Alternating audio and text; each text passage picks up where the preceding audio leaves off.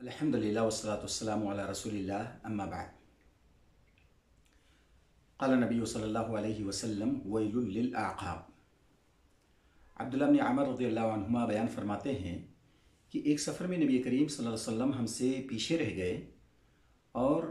اس وقت ہم لوگوں سے ملے جب کہ عصر کی نماز کا وقت ہو گیا تھا۔ ہم جلدی جلدی وضو بنا رہے تھے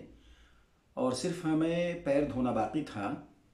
جس کی جانب ہم بہت زیادہ توجہ نہیں دے رہے تھے بلکہ یوں ہی پیر کو دھل رہے تھے۔ جب آپ صلی اللہ علیہ وسلم نے یہ کیفیت دیکھی تو آپ نے فرمایا بلند آواز میں 2 یا 3 مرتبہ ویل للعقاب من النار، ایڑیوں کے لیے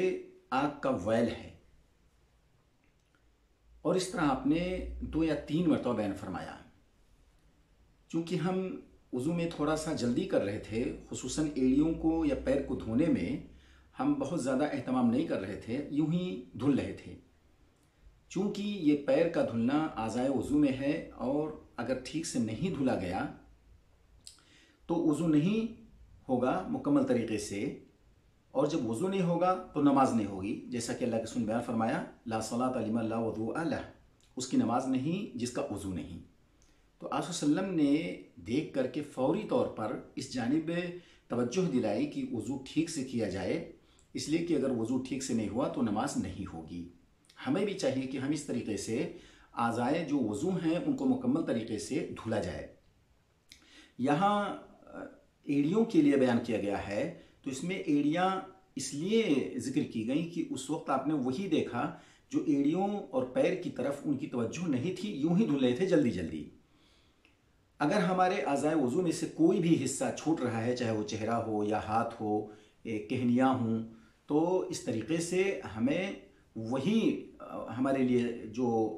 حکم ہے حدیث کے اندر شدید وعید ہے، ایڑیوں کے لیے ویل بتایا گیا ہے، وہی چیز یہاں بھی لاگو ہوگی۔ اگر کوئی بھی حصہ ہمارے وضو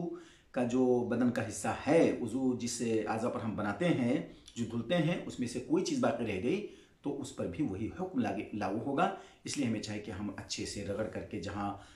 خشک ہو، خصوصاً ایڑیاں یا اس طریقے سے کہنیاں، تو ان کو اچھے سے دھلنے کی ہم کوشش کریں